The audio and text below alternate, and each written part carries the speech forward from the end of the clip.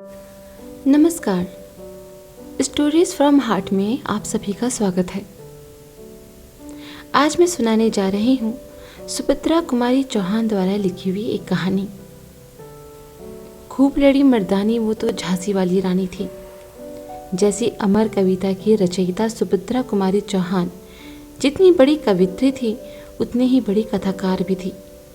कविताओं की भांति उनकी कहानियाँ भी हिंदी साहित्य की अमूल्य निधि है और पाठकों की संवेदना पर नावक के तीर का सा असर छोड़ती है। सुभद्रा जी की कहानियां एक और जहां रूढ़ियों पर प्रहार करती है, वहीं ऊपरी दिखावे का भी विरोध करती हैं। तो आज उनके द्वारा लिखी गई कहानियों में से ही एक कहानी मैं सुनाने जा रही हूँ। तो चलिए फिर सुनते हैं आज की कहानी, दृष्टिकोण। निर्मला विश्व प्रेम की उपासिका थी। संसार में सबके लिए उसके भाव समान थे। उसके हृदय में अपने पराये का भेदभाव न था। स्वभाव से ही वह मिलनसार, सरल, हंसमुख और नेक थी। साधारण पढ़ी लिखी थी। अंग्रेजी में शायद मैट्रिक पास थी, परंतु हिंदी का अच्छा ज्ञान था। साहित्य के संसार में उसका आदर था और काव्य कुंज की वह एक मनोहारिणी कोकिला थी। निर्मला का जीवन बहुत निर्मल था। दूसरों के आचरण को सदा भलाई की ही नजर से देखती। यदि कोई उसके साथ बुराई भी करने आता तो निर्मला यही सोचती, कदाचित उद्देश्य बुरा न रहा हो, भूल से ही उसने ऐसा किया हो। पतितों के लिए भी उसका हृदय उदार और क्षमा का भंडार था। यदि वह कभी किसी को कोई अनुचित काम करते देखती तो भी वह उसका अपमान या तिरस्कार कभी न करती। प्रत्युत मधुरतर व्यवहार से ही वह उसे समझाने का प्रयत्न करती।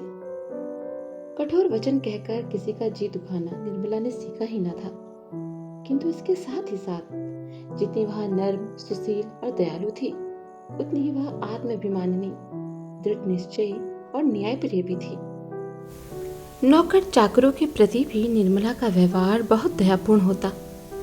एक बार की बात है, उसके घर की एक कहारिन ने तेल चुराकर एक पत्थर की आड़ में रख दिया। उसकी यह नियत थी कि घर जाते समय बाहर के बाहर चुपचाप लेती चली जाएगी। किसी कार्यवश रमाकांत जी उसी समय वहां पहुंच गए। तेल पर उनकी दृष्टि पड़ी। पत्नी को पुकार कर पूछा, निर्मला, यह तेल किसने रखा है? निर्मला ने पास ही खड़ी हुई कहारिन की ओर देखा। उसके चेहरे की रंगत स्पष्ट बतला रही थी कि यह काम उसी का है, किंतु निर्मला ने पति को जवाब दिया, मैंने ही रख दिया होगा, उठाने की याद न रही होगी। पति के जाने के बाद निर्मला ने कटोरे में जितना तेल था उतना ही और डालकर कहारिन को दे दिया और बोली, जब जिस चीज की जरूरत पड़े मांग लिया करो। मैंने कभी देने से इनकार तो नहीं किया। जो प्रभाव कदाचित डांट फटकार से भी न पड़ता, वह निर्मला के मधुर और दयापूर्ण बर्ताव से पड़ा। बाबू रमाकांत जी का स्वभाव इसके बिल्कुल विपरीत था। थे तो वे डबल एमए, एक कॉलेज के प्रोफेसर, साहित्य सेवी और देशभक्त, उज्जवल चरित्र के नेक और उदार सज्जन, पर फिर भी पति पत्नी के स्वभाव में बहुत विभिन्नता थी। कोई चाहे सच्चे हृदय से भी उनकी भलाई करने आता तो भी उसमें उन्हें कुछ न कुछ बुराई जरूर देख पड़ती।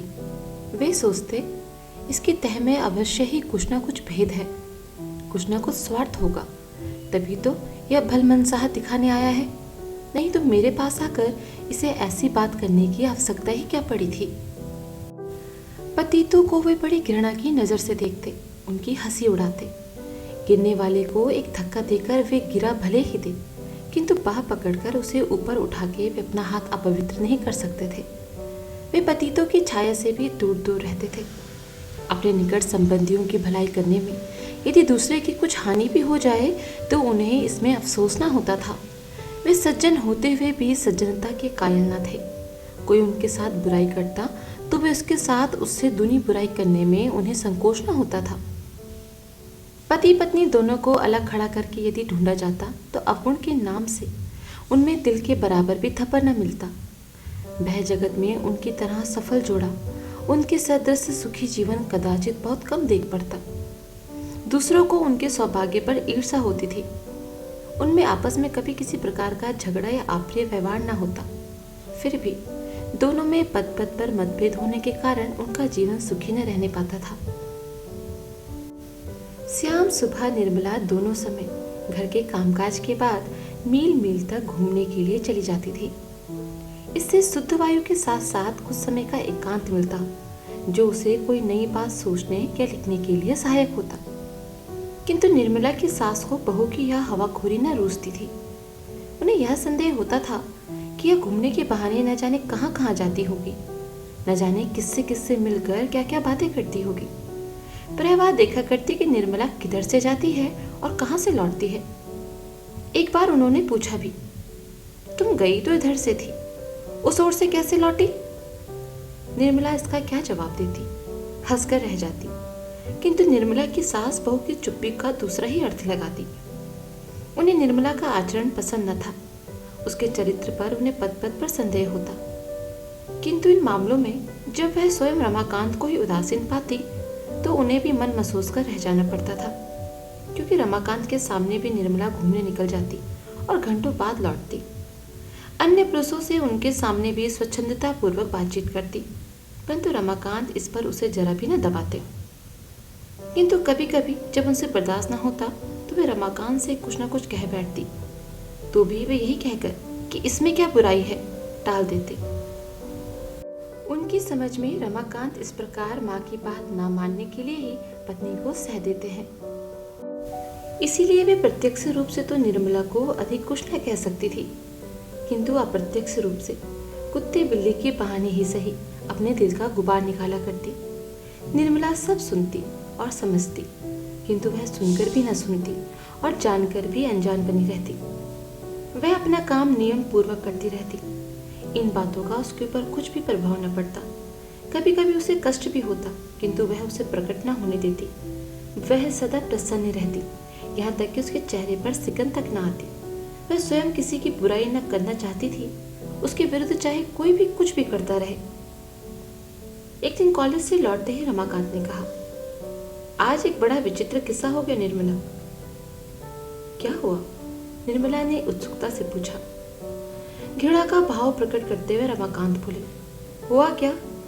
यही कि तुम्हारी बिट्टन को न जाने किससे गर्भ रह गया है और अब 4-5 महीने का है। बात खुलते ही आज वह घर से निकाल दी गई है। उसके मायके में तो कदाचित कोई है ही नहीं, सड़क पर बैठी रो रही है। बिट्टन बाल विधवा थी, जन्म ही की दुखिया थी, इसीलिए निर्मला सदा उससे प्रेम और आदर का व्यवहार करती थी। बिट्टन की करुणाजनक अवस्था से निर्मला कातर हो उठी। उसने रमाकांत जी से पूछा, फिर उसका क्या होगा? अब वह कहाँ जाएगी? रमाकांत जी ने उपेक्षा से कहा, कहाँ जाएगी मैं क्या जानूं, जैसा किया वैसा भोगेगी। निर्मला के मुंह से ठंडी आह निकल गई। कुछ देर बाद न जाने क्या सोचकर वह दृढ़ स्वर में बोली, तो मैं चाहती हूँ उसे लेवा आती हूँ। जब तक कोई दूसरा प्रबंध ना हो जाए वह मेरे साथ यहीं रहेगी। रमाकांत घबरा कर बोले, नहीं नहीं, ऐसी बेवकूफ़ी करना भी मत। उसे अपने घर लाकर क्या अपनी बदनामी करवानी है? तुम्हें तो कोई कुछ ना कहेगा, सब लोग मुझे ही बदनाम करेंगे। निर्मला ने दयार्थ भाव से कहा, अरे तो इतनी छोटी छोटी सी बातों से क्यों डरते हो? परमात्मा तो हमारे हृदय को पहचानेगा। मुझे तो उसकी अवस्था पर बड़ी दया आती है। तुम कहो तो मैं अभी जाकर उसे लेवाऊं। रमाकांत के कुछ बोलने से पहले ही उनकी माँ बोल उठी, आहा, ऐसी औरतों का इसे बड़ा दर्द होता है। घर में बुलाने जाएगी, जाए कहीं भी मुंह काला करे। पर याद रखना, खबरदार जो उसे इस घर में बुलाया तो मैं अभी से कह देती हूँ, अगर उस छूत ने घर में पैर भी रखा तो अच्छा ना होगा। निर्मला धीरे से बोली, अगर वह आ ही गई तो फिर क्या करोगी अम्मा जी? अम्मा जी क्रोध से तिलमिलासी उठी, तड़प कर बोली, मार के लकड़ी से पैर तोड़ दूंगी और क्या करूंगी? तू तो रामू के सिर चढ़ाने से इतनी बढ़ चढ़ के बोल रही है, सो मैं रामू से डरती नहीं। तेरा और तेरे साथ रामू का भी मिजाज ठंडा कर दूंगी। ऐसी बच्चात औरतों की परछाई में भी रहना पाप है। उसे घर में बुलाने जा रही है। निर्मला ने कहा, पर अम्मा जी, यदि वह आई तो मैं दूसरों की तरह उसे दरवाजे पर से दुत्कार तो न दूंगी। मैं तो यह कहती नहीं कि उसे सदा अपने घर में रखा जाए, पर हाँ, जब तक उसका कोई प्रबंध ना हो जाए तब तक अगर घर में एक कोने में पड़ी रहे तो कोई हानि तो ना होगी, और कौन वह हमारे चूल्हे चौके में जाएगी? आखिर बेचारी स्त्री ही तो है, भूले किससे नहीं होती। अम्मा जी क्रोध में आकर बोली, एक बार कह दिया कि उस रांड को घर में ना घुसने दूंगी, बार बार जबान चलाई जा रही है। वह तो अपनी कोई नहीं है, कोई अपनी सगी भी ऐसा करती तो मैं लात मार कर निकाल देती। अब बार बार पूछकर मेरे गुस्से को ना बढ़ा, नहीं तो अच्छा नहीं होगा। निर्मला ने नम्रता से कहा, पर तुम्हारा क्या बिगाड़ेगी अम्मा जी, मेरे कमरे में पड़ी रहेगी, और तुम चाहो तो मैं ऐसा प्रबंध कर दूं कि तुम्हें उसकी सूरत भी ना देखनी पड़े। और फिर अभी से उस पर इतनी बहस ही क्यों? वह तो तब की बात है जब वह हमसे आश्रय मांगने आवेगी। अम्मा जी का क्रोध बढ़ा और कहने लगी, क्या कहा? तेरे कमरे में रहेगी और मुझे उसकी सूरत न दिखेगी? आहा, तो क्या दूसरी बात हो जाएगी? कैसी उलटफेर से बात कहती है। तुझे अपने पढ़ने लिखने का घमंड हो तो उस घमंड में ना भूली रहना। ऐसी पढ़ी लिखियों को मैं कौड़ी बराबर भी नहीं समझती। धर्म कर्म से तो सदा 100 गज दूर, और ऐसी कुजात औरतों पर दया करके चली है धर्म कमाने। वाह री औरत, जिसे मोहल्ले भर में किसी ने अपने घर में ना रखा, उसे यह अपने घर में रखेगी। ओहो, तू ही तो है दुनिया भर में अनोखी ना, सब दूसरों को दिखाने के लिए कि बड़ी दयावंती है। जो भीतर का हाल ना जाने उसके सामने इतनी बन, घर वालों को तो काटने दौड़ेगी और बाहर वालों को गले लगाती फिरेगी। निर्मला भी जरा तेज होकर बोली, तो अम्मा जी मुझे इतनी खरी खोटी क्यों? बीच में निर्मला को डांटकर चुप कराते हुए रमाकांत बोले, तो तुम चुप ना रहोगी निर्मला? कब से सुन रहा हूँ, जबान कैंची की तरह चल रही है। तुम्हारे हृदय में बिल्टन के लिए बड़ी दया है और तुम उसके लिए मरी जाती हो, तो जाओ उसे लेकर किसी धर्मशाला में रहो। मेरे घर में तो उसके लिए जगह नहीं है। निर्मला को भी अब क्रोध आ चुका था। उसने भी उसी प्रकार तेज स्वर में कहा, तो क्या इस घर में मेरा इतना भी अधिकार नहीं है कि यदि मैं चाहूं तो किसी को 1-2 दिन के लिए यहाँ ठहरा सकूं? अभी उस दिन तुम लोगों ने बाबू राधेलाल जी का इतना आदर सम्मान क्यों किया था? उनके चरित्र के बारे में कौन नहीं जानता? उनके घर में भी तो वैश्या रहती है, सो भी मुसलमानी, और वह उसके हाथ का खाते पीते भी हैं। फिर बेचारी बिट्टन ने क्या इससे भी ज्यादा कुछ अपराध कर दिया है? अम्मा जी गरज उठी। अब उनका साहस और बढ़ गया था, क्योंकि अभी अभी रमाकांत जी निर्मला को डांट चुके थे। वे बोली, चुप रह, नहीं तो जीभ पकड़कर खींच लूंगी। बड़ी बिट्टन वाली बनी है। बेचारी बिट्टन, बेचारी बिट्टन, तू भी बिट्टन सरी की होगी, तभी तो उसके लिए मरी जाती है ना। जो सती होती हैं वे तो ऐसी औरतों की परछाई भी नहीं छूती। और तो राधेलाल के लिए क्या कहा करती है? अरे वह तो फूल पर का भौरा है, आदमी की जात है, उसे सब शोभा देता है। एक नहीं 20 औरतें रख ले, पर औरत आदमी की बराबरी कैसे कर सकती है? निर्मला ने सतेज और दृढ़ स्वर में कहा, बस अम्मा जी, मैं अब ज्यादा न सुन सकूंगी। मैं बिट्टन सरी की हूँ या उससे भी बुरी, किंतु इस समय वह निराशिता है, कष्ट में है। मनुष्यता के नाते मैं उसे आश्रय देना अपना धर्म समझती हूँ और दूंगी। अब रमाकांत जी को बहुत क्रोध आ गया था। वे कमरे से निकलकर आंगन में आ गए और अग्नि नेत्रों से निर्मला की ओर देखते हुए बोले, क्या कहा? तुम बिट्टन को इस घर में आश्रय दोगी? निर्मला भी दृढ़ता से बोली, जी हाँ, जितना इस घर में आपका अधिकार है उतना मेरा भी है। यदि आप अपने किसी चरित्रहीन पुरुष मित्र को आदर और सम्मान के साथ ठहरा सकते हैं, तो मैं भी किसी असहाय अबला को कम से कम आश्रय तो दे ही सकती हूँ। रमाकांत निर्मला के और भी नजदीक जाकर कठोर स्वर में बोले, मेरी इच्छा के विरुद्ध तुम यहाँ उसे आश्रय दोगी? निर्मला ने भी उसी स्वर में उन्हें उत्तर दिया, जी हाँ, मेरी इच्छा का भी तो कोई मूल्य होना चाहिए, या मेरी इच्छा सदा आपकी इच्छा के सामने कुचली जाया करेगी। अब रमाकांत जी अपने क्रोध को न संभाल सके और पत्नी के मुंह पर 3-4 तमाचे तड़ातड़ जड़ दिए। निर्मला की जबान बंद हो गई। बाबू रमाकांत क्रोध और ग्लानि के मारे कमरे में जाकर अंदर से सांकल लगाकर सो रहे। अम्मा जी दरवाजे पर रखवाली के लिए बैठ गई कि कहीं बिट्टन किसी दरवाजे से भीतर न आ जाए। इस घटना के लगभग 1 घंटे बाद बिट्टन को जब कहीं भी आश्रय न मिला, तब उसने एक बार निर्मला के पास भी जाकर भाग्य की परीक्षा करनी चाहिए। दरवाजे पर ही उसे अम्मा जी मिली। बिट्टन को देखते ही वे बड़ी ललकार के साथ बोली, कौन है?